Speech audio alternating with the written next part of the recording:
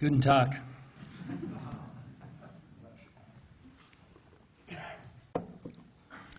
Mindful that English is the second or third language for many of you, I will try to speak langsam und deutlich. My lecture is called 9/11, Time for a Second Look. In suggesting that it is time for people to take a second look at 9/11, I have in mind primarily people who decided long ago that the attacks of 9/11 happened essentially the way the Bush-Cheney administration and the official reports about 9/11 said they happened, and who therefore decided that the so-called 9/11 truth movement, which disputes that account, is comprised of crazy conspiracy theorists with no capacity to evaluate evidence objectively.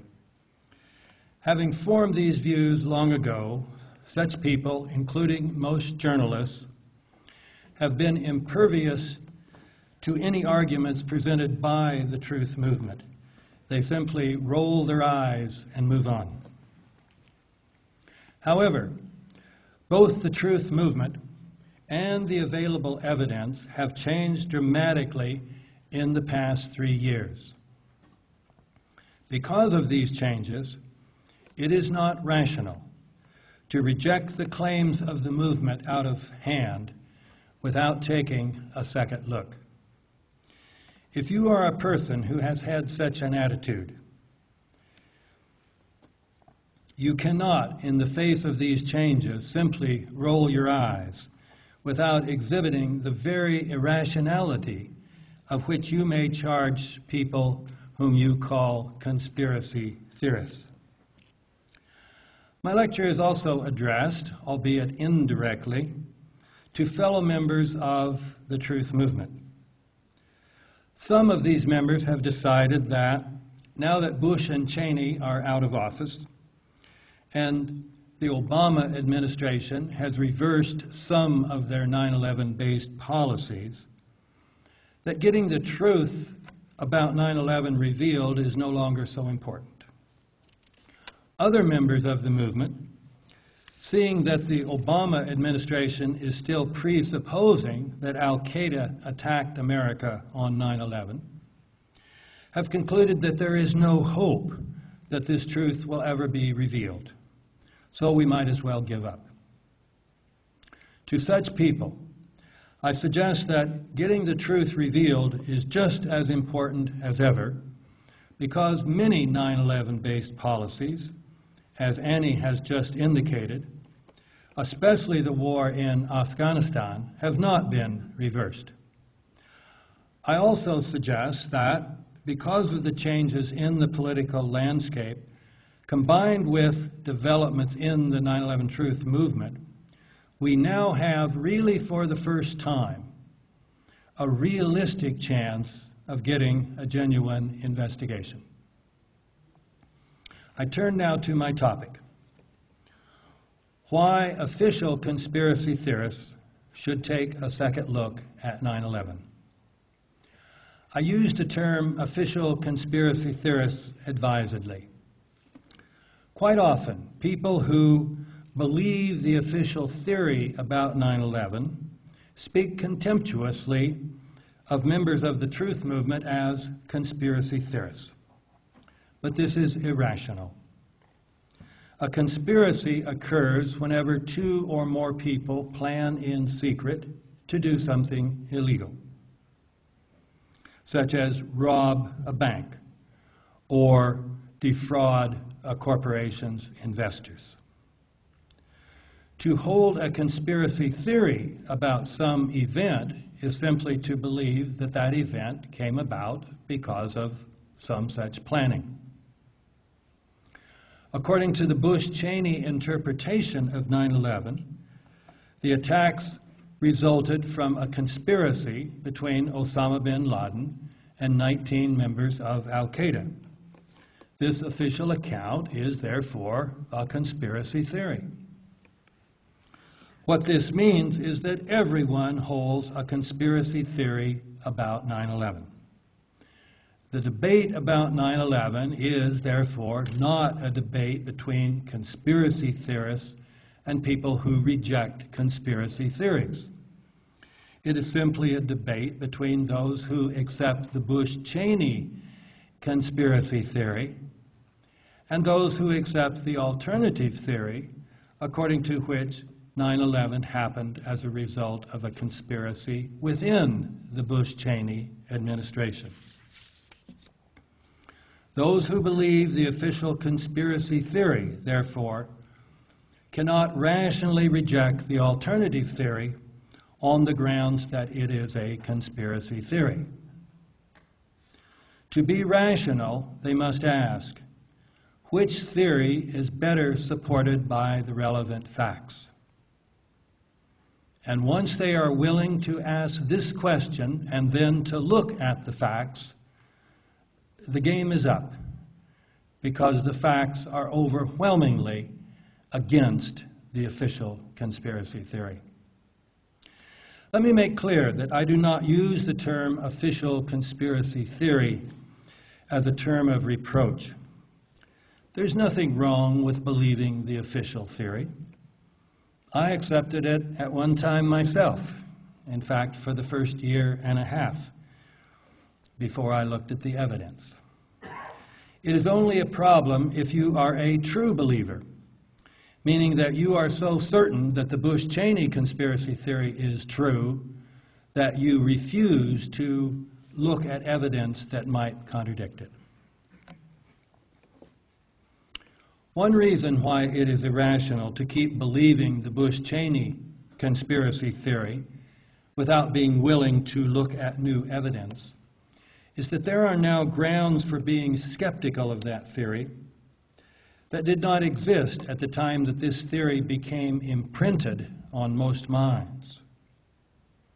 At that time, for example, it was not known that the Bush-Cheney administration would tell enormous lies that would lead to millions of deaths, including thousands of American deaths.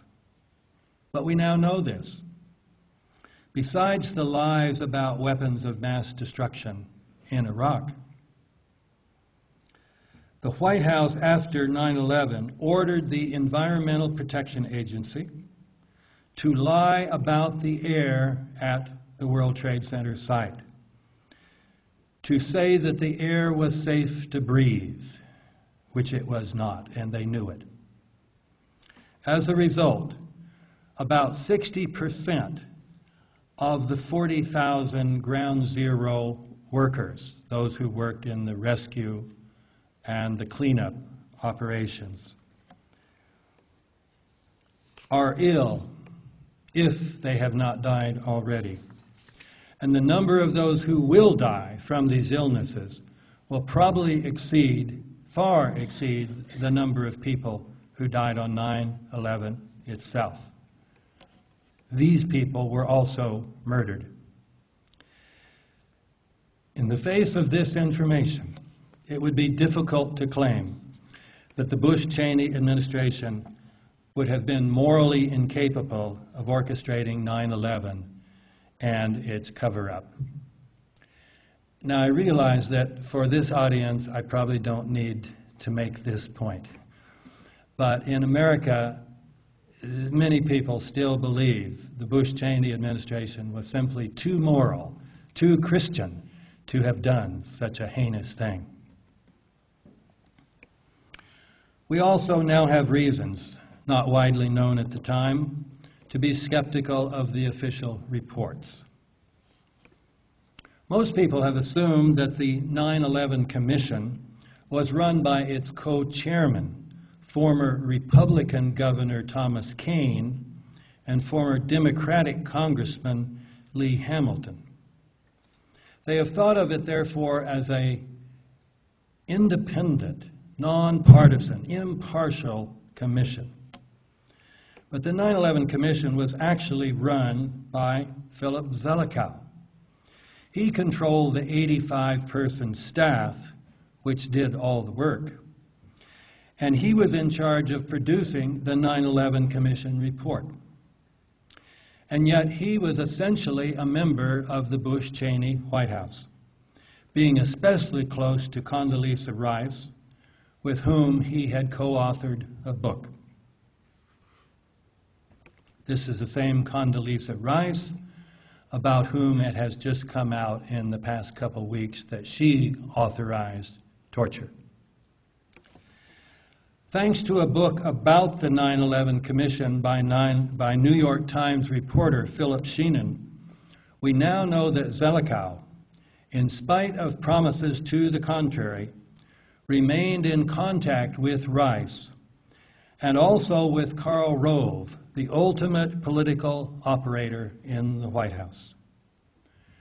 Sheenan, during all the time that Zelikow was running the commission, he was interacting with them. Sheenan also revealed that before Zelikow's staff had even had its first meeting, Zelikow had already written a detailed outline of the 9/11 Commission report, complete with chapter headings, subheadings, and sub-subheadings. Sheenan also revealed that Kane and Hamilton conspired with Zelikow to keep the fact of this outline a secret from their staff. In a book they wrote about the 9/11 Commission, Kane and Hamilton criticized conspiracy theorists because, rather than forming their theories on the basis of facts, they start with their theories and then look for facts to support them. By contrast, Kane and Hamilton claimed the 9/11 Commission started with the relevant facts, not with a conclusion. We were not setting out to advocate one theory or interpretation of 9/11 versus another, they wrote. And yet, they admit, Zelikow assigned the subject of Al-Qaeda to one of the staff's teams, which was told to tell the story of Al-Qaeda's most successful operation, the 9/11 attacks. If that was not starting with a conclusion about 9/11, what would be? If the 9/11 Commission was not independent of the Bush-Cheney White House, what about NIST, the National Institute of Standards and Technology, which prepared the official reports on the destruction of the World Trade Center? NIST is an agency of the U.S. Department of Commerce. During the years it was preparing its reports, therefore, NIST was an agency of the Bush-Cheney administration, run by an appointee of that administration. Recently, a former employee of this agency has spoken out, saying that NIST has been fully hijacked from the scientific into the political realm. Scientists working for NIST, he said, lost their scientific independence and became little more than hired guns. Everything that came from the hired guns was, he added, routinely filtered through the front office of the Commerce Department and assessed for political implications before release. Moreover, he said, NIST's reports on the World Trade Center also had to be approved by the National Security Agency and the Office of Management and Budget, an arm of the Executive Office of the President, which had a policy person specifically delegated to provide oversight on our work. In other words, NIST could publish nothing that had not been approved by all three of those agencies. As a result, NIST reports, which say that the Twin Towers and Building 7 came down without the aid of explosives, are political, not scientific reports, as any serious examination of these reports will reveal. The authors, with their PhDs in physics and engineering, could not possibly believe the things they have written. If reasons to take a second look at 9/11 are provided by new information about the Bush-Cheney administration and the official reports supporting its conspiracy theory, the same is true of the new shape of the 9/11 truth movement.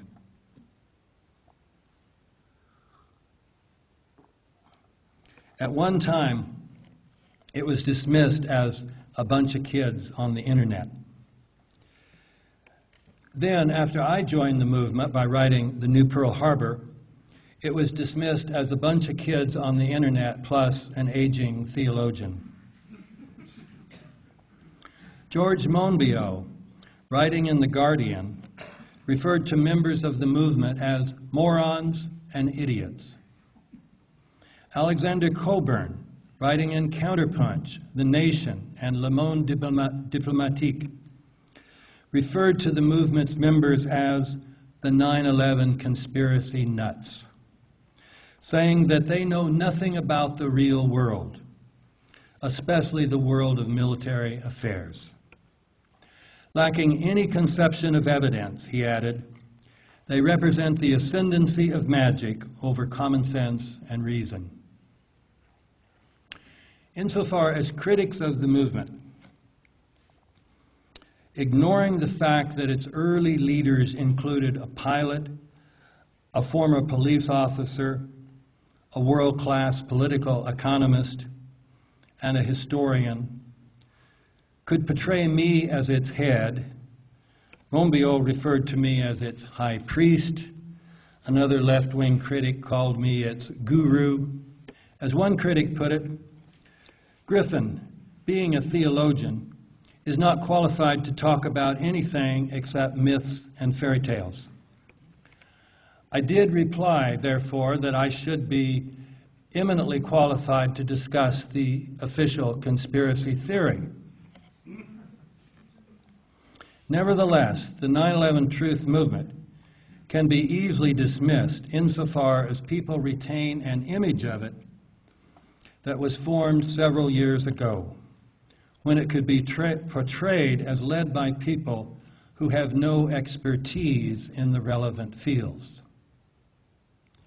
Even if that caricature, like most caricatures, contained a grain of truth then, it is now completely false. The intellectual leadership of the 9/11 truth movement is now exercised by scientists and other professionals who definitely know something about the real world. Many of these professionals have formed organizations dedicated to discovering and publicizing the truth about 9/11. A few years ago, some scientists formed SPINE, the Scientific Panel for the Investigation of 9/11. Other scientists, more recently, formed Scholars for 9/11 Truth and Justice, the main work of which has been carried out by physicists and chemists. Shortly thereafter, detractors of the movement said that if there were any validity to these scientists' claims about the World Trade Center, they would be able to get papers published in peer-reviewed scientific journals. During the past year, scientists affiliated with Scholars for 9/11 Truth and Justice have published 3 papers in peer-reviewed scientific journals. The first author of the most recent of these papers, which appeared in the Open Chemical Physics Journal, is Niels Harrit, a chemistry professor at the University of Copenhagen. These scientists, who know something about the chemical constituents of the real world, report finding many elements in the World Trade Center dust that should not be there if the official theory, according to which nothing but fire and gravity brought the buildings down, were true. A few years ago, after some physicists and chemists had joined the movement, detractors said, they don't really count. The question of what brought down the World Trade Center is a question for engineers, and your movement doesn't have any. That was true in 2005. But the following year, architect Richard Gage formed Architects and Engineers for 9/11 Truth. And by now, over 650 licensed architects and engineers have signed a petition saying that the official theory cannot be true and we need a new investigation. These are people who know about that part of the real world constituted by steel frame high-rise buildings. And they know that the official story, according to which fires caused the Twin Towers and Building 7 to come straight down in virtual free fall, cannot be true. For example, Jack Keller, emeritus professor of engineering at Utah State University, who had been given special recognition some years back by Scientific American, has said that about the collapse of Building 7, obviously it was the result of controlled demolition. Obviously. The same judgment has been offered by two emeritus professors of structural engineering at Zurich's prestigious Federal Institute of Technology, along with hundreds of other architects and engineers. Firefighters also have expert knowledge that is relevant to what happened in New York City on 9/11. And this past year brought the formation of firefighters for 9/11 Truth, who point out on the basis of their professional expertise why the NIST reports about the World Trade Center should not be believed. There is also an organization of veterans for 9/11 Truth with several former military officers. They probably, I would venture to say, know more about the real world of military affairs than does Alexander Coburn. And they reject the official story. Another professional organization with relevant expertise is Pilots for 9/11 Truth, which includes in its ranks many former commercial and military pilots who call incredible, impossible, the official story about why the 9/11 airliners were not intercepted. This organization has also devoted much attention to the Pentagon attack, pointing out many reasons why the official account of that attack cannot be true. They have said similar things about the crash or the alleged crash of Flight 93, the one that supposedly crashed in Pennsylvania. The latest of the professional organizations to form is Intelligence Officers for 9/11 Truth, which has been formed indeed by Annie McComb. One of the first people to join was William Christensen, a former senior CIA official. If you are one of the people who just knows that the position of the 9/11 Truth movement is too implausible to be worth a few days of your time to study, listen to what he wrote in 2006. I spent the first 4.5 years since September 11th utterly unwilling to consider seriously the conspiracy theories surrounding the attacks of that day. In the last half year, and after considerable agony, I've changed my mind.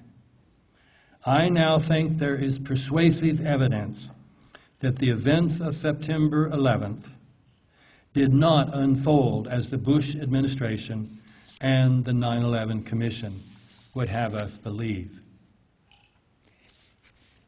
Who do you believe knows more about the real world of Intelligence Affairs, Alexander Coburn, or former CIA senior official. The backbone of the 9/11 Truth movement is now constituted by these professional organizations of scientists, architects, engineers, firefighters, military officers, pilots, and intelligence officers. And there are still more. This past year has witnessed the formation of medical professionals for 9/11 Truth, lawyers for 9/11 Truth, religious leaders for 9/11 Truth, and very recently, political leaders for 9/11 Truth, which already includes past or present members of the parliaments of Australia, Denmark, Germany, Italy, Japan, New Zealand, Norway, Pakistan, Sweden, the United States, the UK, and Europe. And also a former governor of one of the states in the United States. Accordingly, people who have thought of the movement as constituted by those who can be dismissed as conspiracy nuts, even morons and idiots, need to reevaluate if they want their opinions to be based on the real world. Here is the present situation. And if you are a journalist who is going to quote one sentence from my lecture, and let me mention, just in these very weeks, a new organization is being formed, media professionals for 9/11 Truth. So if you are a journalist or some other media professional, if you will give me your email address, I will send it to the organizers of this new organization. So now, here's the sentence that, if you're going to quote one, I would suggest you quote. Among independent scientists and professionals in the relevant fields who have studied the evidence, the weight of scientific and professional opinion is now overwhelmingly on the side of the 9/11 Truth movement. Whereas well over 1,000 such people have gone on record publicly, some of them at the risk of their jobs, to question the official theory. There are virtually no scientists and no professionals in the relevant fields who have studied the evidence and yet have gone on public record in support of the official conspiracy theory, except for those people who are not independent, meaning that their livelihoods are dependent upon their publicly supporting the official story. Now, this caveat is important because, as Sinclair Lewis, a famous American muckraker and a writer, said in 1935, it is difficult to get a man to understand something when his salary depends upon his not understanding it. Except for such people, let me quote that again. It is difficult to get a man to understand something when his salary depends upon his not understanding it.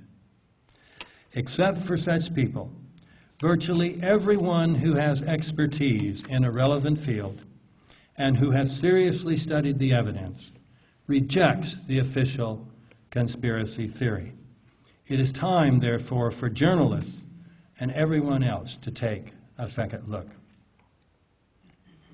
Journalists often say they cannot write about an issue that is considered old news. They must have new evidence. Another reason why it is time for a second look at 9/11 is the existence of a wealth of new evidence. There is so much that I can mention only a small portion of it. My latest book is the New Pearl Harbor Revisited, which brings up to date to the end of 2008 the story that I had told in the New Pearl Harbor back in 2004. All this new evidence, the book is this thick. There is a lot of new evidence. So here's a tiny portion of it. Some of this evidence has amazingly been supplied by our FBI. Although the FBI was originally the main agency creating and protecting the official account, it has recently provided several revelations that undermine this account seriously. One example involves one of the central pillars of the official conspiracy theory, the claim that the attacks were authorized by Osama bin Laden. That claim is still used to support the American military effort in Afghanistan, which President Obama recently encouraged Europeans to support more wholeheartedly. But if you will go to the FBI website labeled Most Wanted Terrorists and turn to its page on Osama bin Laden, you will find that he is wanted for various terrorist attacks, but that he is not mentioned, but that 9/11 is not one of the terrorist attacks he is wanted for. When one member of the 9/11 movement called the FBI to ask why not, he got the head of investigative publicity, who said, because the FBI has no hard evidence connecting bin Laden to 9/11. Now, the papers in the United States have not revealed that to us, but I'm sure here in Germany you have a much more open press, so you've probably all heard that, right? How many people have read this in a German newspaper? Let's see, I'm up to 0 so far. Another example involves the reported telephone calls from the airliners, through which people on the ground were told that the planes had been hijacked by Middle Eastern terrorists. Some 15 people reported that they had been called by loved ones using mobile phones. United Flight 93, the plane that supposedly crashed in Pennsylvania, was by itself said to have been the source of about 12 of these mobile phone calls. One passenger, Dina Burnett, reported that she had received 3 or 4 calls from her husband, Tom Burnett, from his cell phone, his mobile phone. She knew he was using his mobile phone, she said, because she looked at her caller ID and recognized Tom's mobile phone number. There could be no doubt. She told that to the FBI that very day. And she has reported it on national television and then in a book that she wrote. However, most of these reported calls were made, reportedly, when the planes were 35,000 or over 40,000 feet in the air. I apologize, we Americans speak in terms of feet, but that's very high. That's cruising altitude. What would that be in, pardon? 10,000 meters, thank you. Pilots and scientists in the 9/11 Truth Movement pointed out that given the mobile phone technology in 2001, such calls from airliners, high-altitude airliners, were not possible. Defenders of the official theory, such as Popular Mechanics, published by the Hearst Corporation, said, oh no, that's not true. You can make cell phone calls, mobile phone calls, from 40,000, even 50,000 feet. 10,000 or what? 14,000? meters. But while Popular Mechanics was making this claim, the FBI was pulling the rug out from under it. This was 2006. This was the year of the trial of Zacarias Moussaoui, the so-called 20th hijacker. And the FBI was required to present evidence to the trial, which included evidence of the phone calls from all 4 airliners. In its report on Flight 93, it said that there were indeed, as had been reported, 37 calls from this plane, but that 35 of them were made on seatback phones, onboard phones. Only 2 calls, they said, were made from mobile phones. And these were made when the plane was just about to crash, so it was down at a very low altitude. The FBI, in other words, agreed with the 9/11 Truth Movement that high-altitude mobile phone calls were not possible, even though those reported calls had been essential to establishing the official account of 9/11. Popular Mechanics was left with egg on its face. For our purposes, however, the important point is that the FBI was now saying that people such as Dina Burnett, who were certain that they had been called from mobile phones, were wrong. But how could have Dina been wrong given the fact that she repeatedly recognized Tom's number on her caller ID? The FBI, which had taken her testimony on 9/11 without disputing it, did not answer this question. But there's only one possible answer. These calls had to have been faked, fabricated. And there was the technology to do that.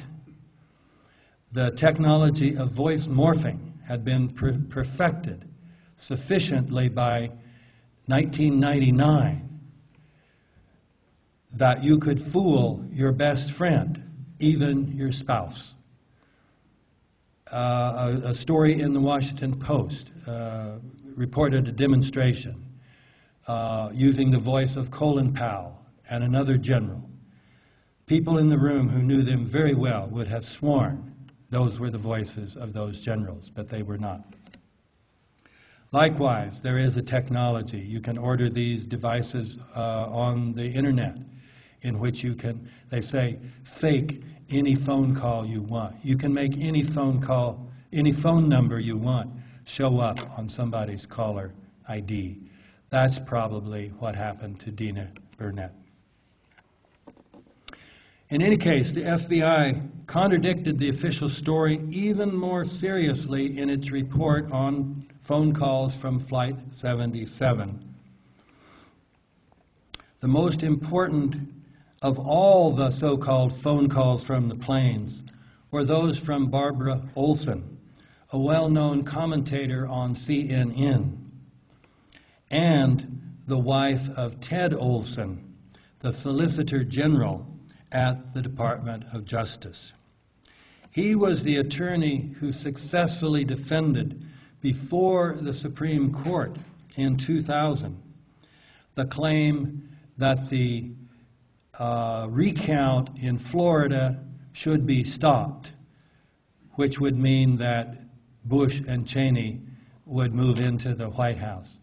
Had the recount continued, Al Gore would have become president. So Ted Olson was a very important figure. You have him to thank for 8 years of Bush and Cheney.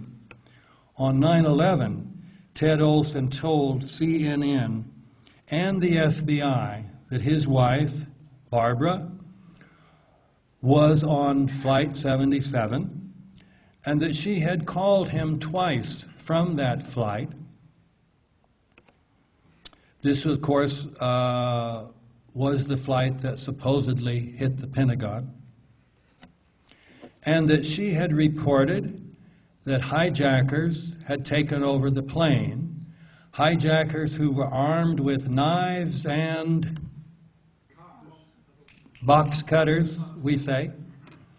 I stress that point because of all the alleged phone calls from the planes, this was the only one that mentioned box cutters. So you get an idea of how important this alleged call was to establishing the official myth about 9/11. It was also very important because radar had lost Flight 77 in the Midwest, and it was believed that the flight had crashed, which would have meant that it could not have crashed into the Pentagon. Her reported calls were taken as proof that Flight 77 was still in the air, so it could have been what caused the damage to the Pentagon. So these calls were extremely important also for getting the war on terror started. Barbara Olson was very well known in America. Virtually everyone knew who she was, and she was extremely popular with the right wing because she had attacked leftists like Hillary Clinton.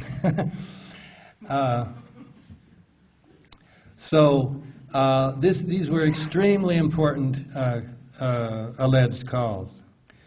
The FBI is part of the Department of Justice, and yet the FBI's report on Flight 77, published in 2006, 3 years ago, said implicitly that Ted Olson's story about his wife was not true. The former Solicitor General of the Department of Justice. Either way, and how do we account for this? Either we have to say Ted Olson was duped, like Dina Burnett, or else he simply lied, made it up. Either way, the story is based on a lie. It's a lie, a deception. Now, I'm sure your newspapers, so let me see that hand. This, remember, 2006, this has been available for almost 3 years. So surely by now your newspapers, no? When I spoke in the European Parliament last year, when we showed Giulietta Chiesa's new film, Zero,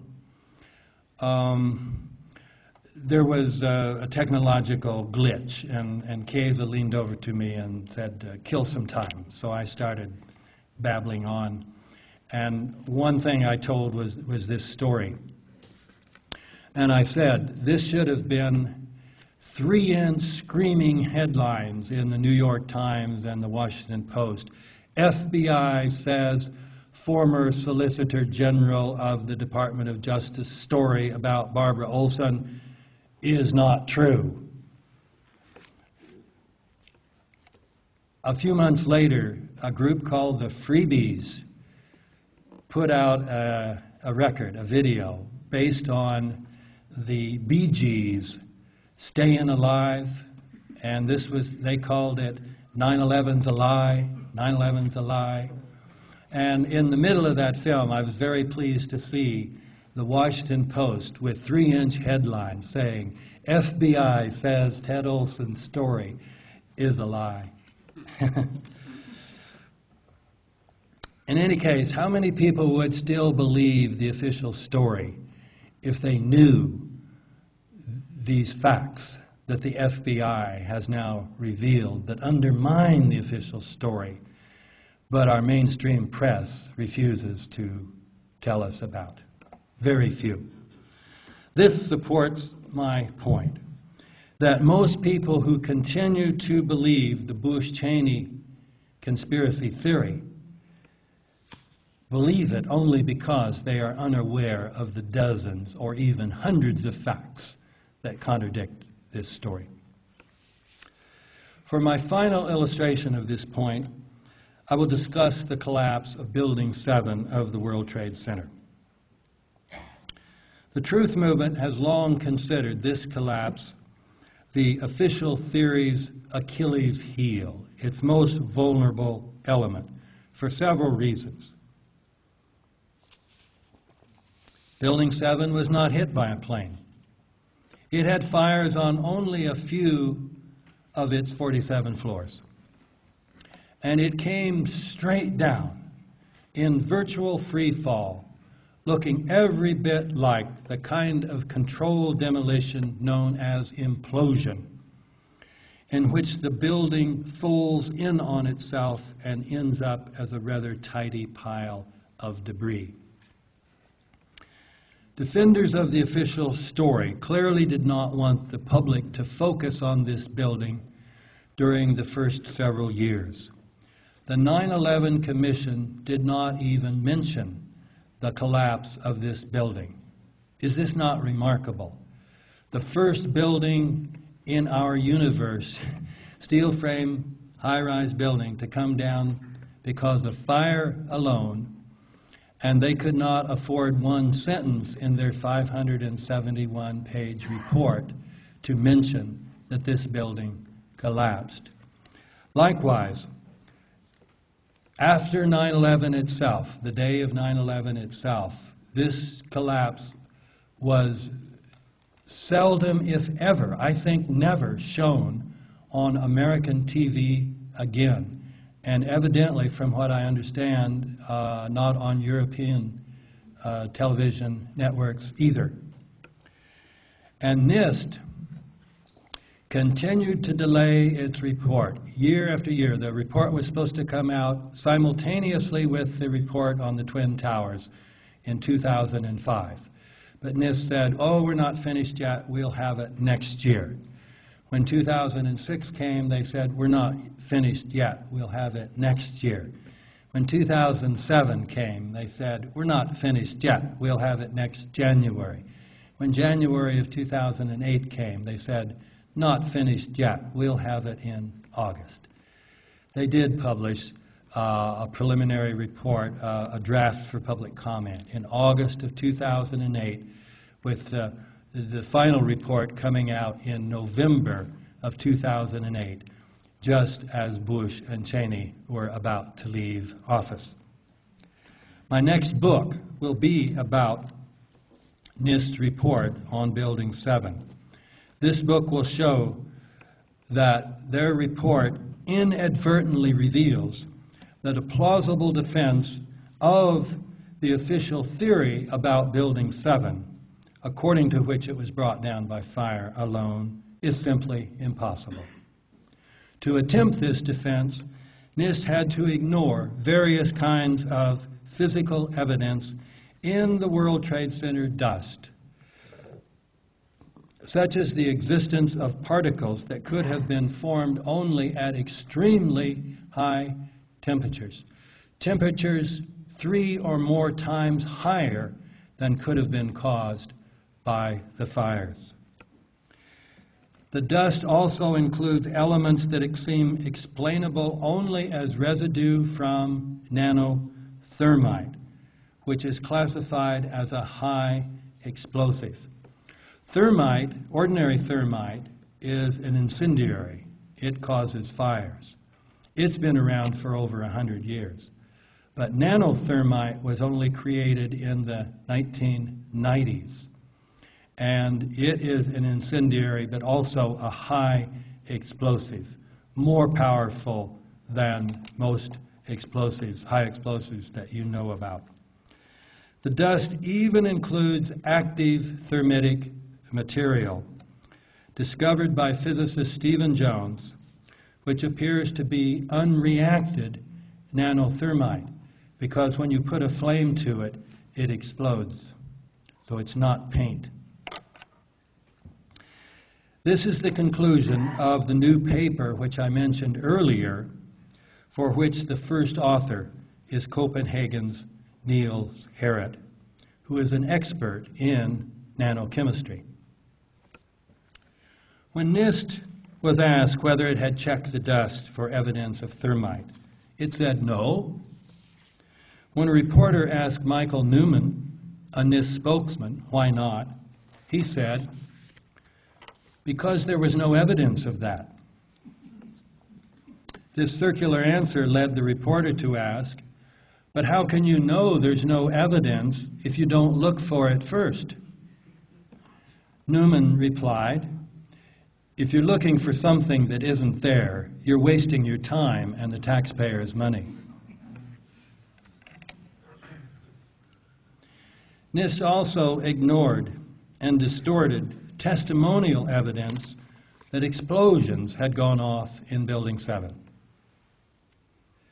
The most important such testimony was given by Barry Jennings of the New York City Housing Authority. As soon as the North Tower was struck that morning at 8:46 a.m., Jennings rushed, as he was supposed to the 23rd floor of Building 7, which housed Mayor Rudy Giuliani's Office of Emergency Management.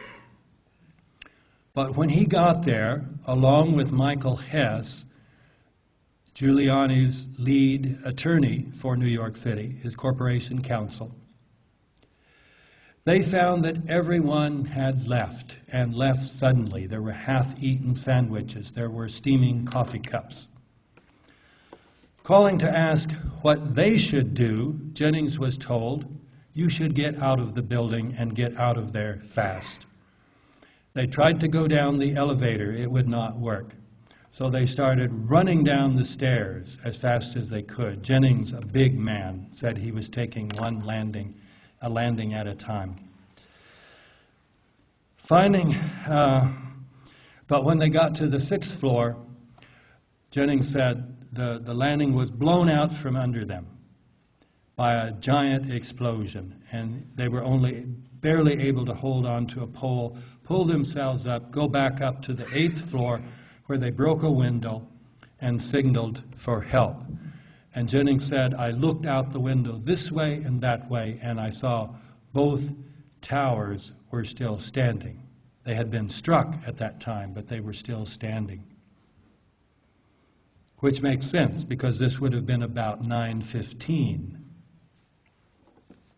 However, when Giuliani wrote about the 9/11 experience of his friend Michael Hess, he claimed that this big event that they called an explosion was really just some effects from the debris from the collapse of Building 1, the North Tower. Now, when did the North Tower come down? At 10:28. So at least about an hour and a quarter later than the event they reported. Nevertheless, Giuliani's version became the official story. It was defended by NIST in its 2005 report on the Twin Towers, which also mentioned a little bit about Building 7. And then in 2008, by a BBC special on Building 7. And by the way, the BBC, which was at one time a great network, has now become one of the main defenders of the Bush-Cheney conspiracy theory about 9/11. Jennings had told his story in an interview for the producers of Loose Change Final Cut, for which I happen to be the script consultant, so I know something about what went on behind the scenes. Before the film was released, Jennings begged Dylan Avery, the main maker of the film, to delete his interview from the film for fear that he would lose his job. Avery agreed. But later, Jennings gave an interview for the BBC, told the same story, but the BBC put his story within the official timeline. And so they made it appear as if what Jennings called a big explosion was just, as the British narrator put it, just debris from a falling skyscraper. The BBC even made it seem as if Jennings was all by himself, rather than accompanied by Hess, even though Jennings kept saying, we went down the stairs and then we climbed back up to the 8th floor, they made it seem as if Jennings was all by himself. This BBC program was aired in July of 2008. NIST, whose timeline the BBC had followed, released the first draft, this draft for public comment, on Building 7 the following month, August of 2008. Shortly before this release, evidently only 2 days before, Barry Jennings, who was 53 years old, appeared to have died mysteriously.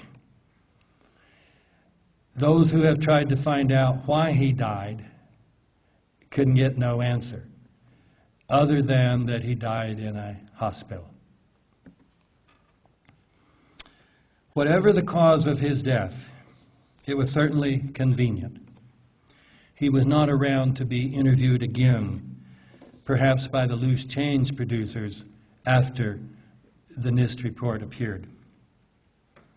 And the BBC was able to put out a new version of its report on Building 7, this time including Michael Hess, who since 2002 had been the vice chairman of Rudy Giuliani's consulting business.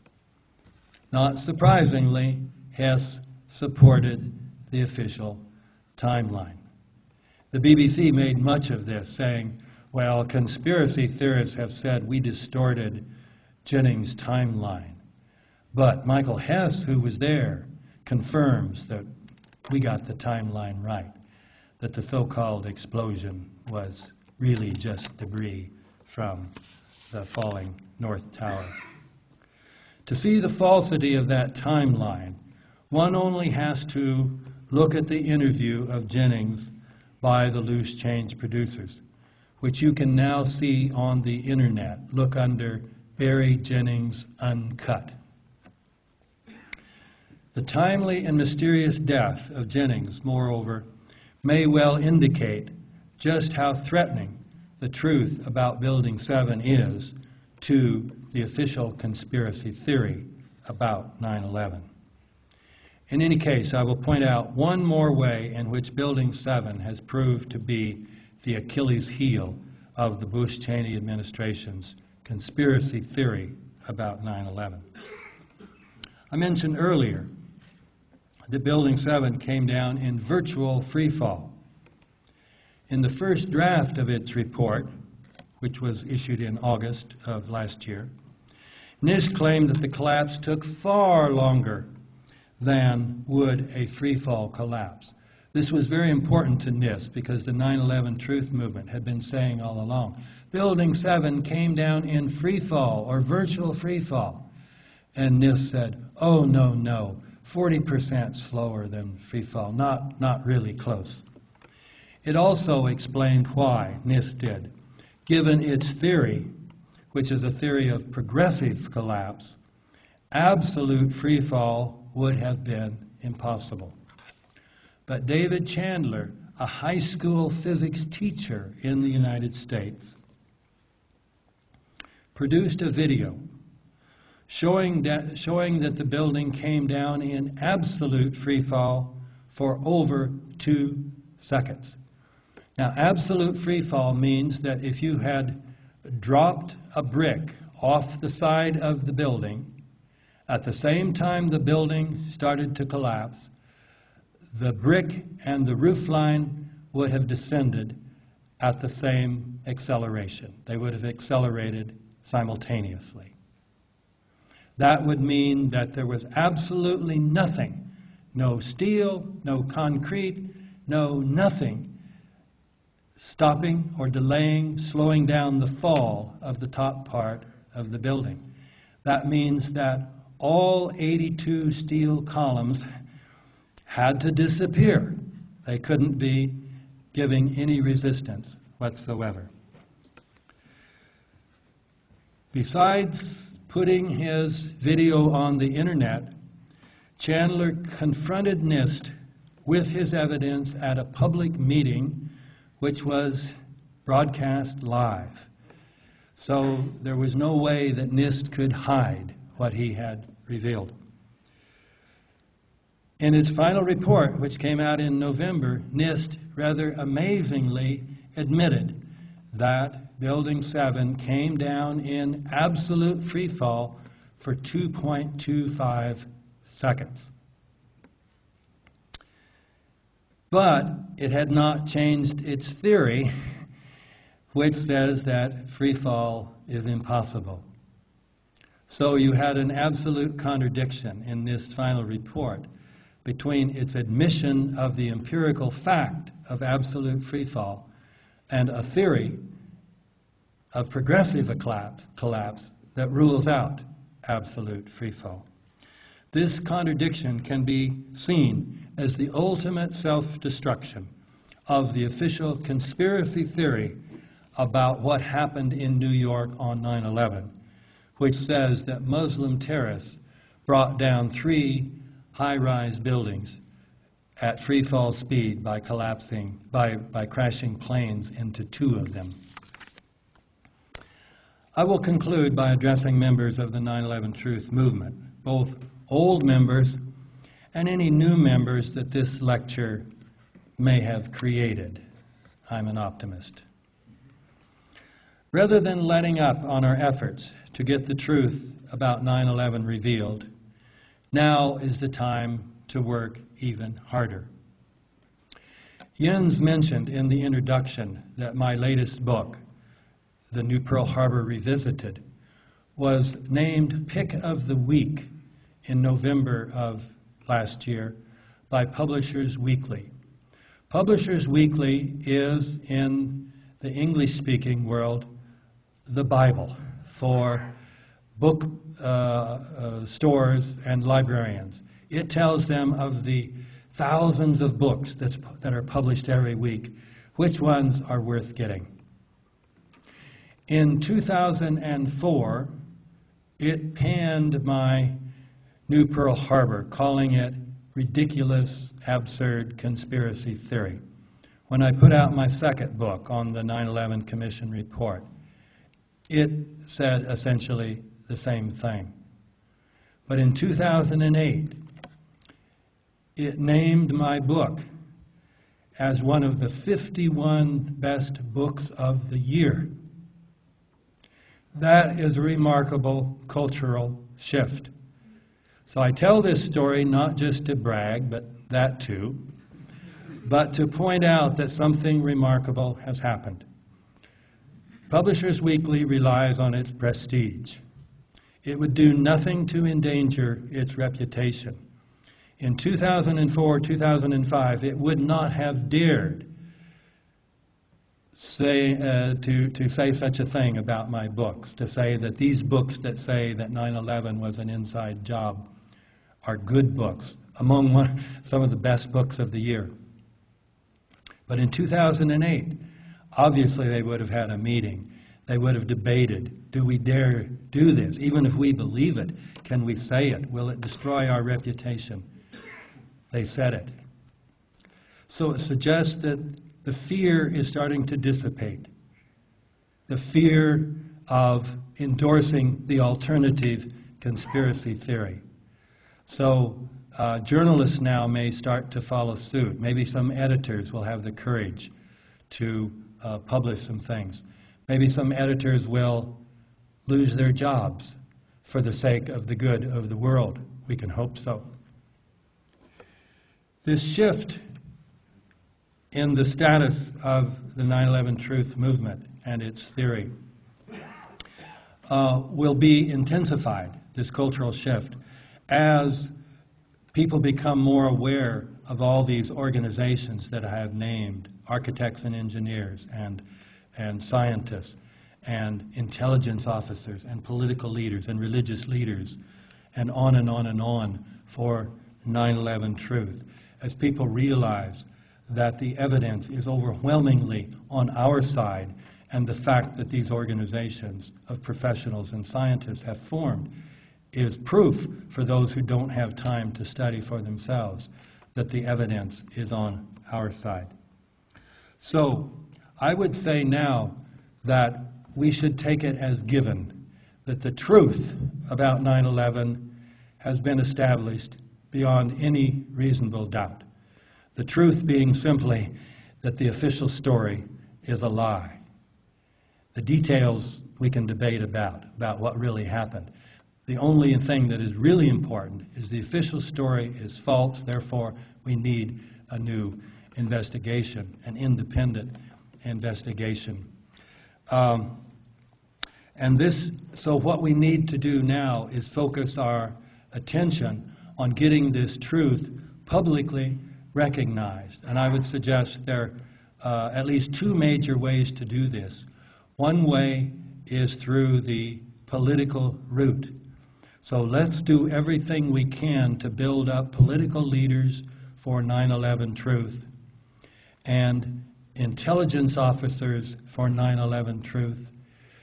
These organizations that will be persuasive to politicians that the truth is on our side and not on the other side, and bring pressure on the Obama administration to inaugurate a new investigation, or to have investigations by commissions in European countries, maybe Europe as a whole or in a collection of European countries. It won't help if it's done in an unfriendly country. The United States can dismiss it. But if it's done in Germany, in France, they cannot dismiss such a thing as done by people who are hostile, historically hostile to the United States. A second route would be the legal route. Any country that lost people in 9/11 can institute a suit to say, we don't believe the truth has been established as to why our citizens were killed. Any family that has lost loved ones in 9/11 can institute a suit. And now, because we have lawyers for 9/11 truth, there are lawyers you can find who would represent you. So everybody here knows a lawyer probably. Talk to your lawyer. Tell him about the evidence, him or her, and build up this organization. So we've only got, with lawyers and political leaders now, around 50 members in each organization. Architects and engineers is headed towards 1,000. We need to get up to several hundred in these. Also religious leaders for 9/11 truth. Most people know some religious leader who might be open to evidence. And this is the main reason, one of the main reasons I was interested in coming to Europe, is to spread the word about all of these new organizations and encourage people to either sign up or tell their friends, acquaintances about these organizations to build those up. So it gives an answer to a question I'm always asked, well, what can I do as an ordinary citizen? You know, you, Dr. Griffin, you can write books, you can give lectures, but what can I do? Well, you know these people. You can help build up these organizations. So that's the thought I would lead you with. And the reason this is important is because we do need an investigation that will finally reveal, publicly reveal, the truth about 9/11 so that the policies that were based on the Bush-Cheney conspiracy theory about 9/11 can finally and completely be reversed. Thank you very much for your attention.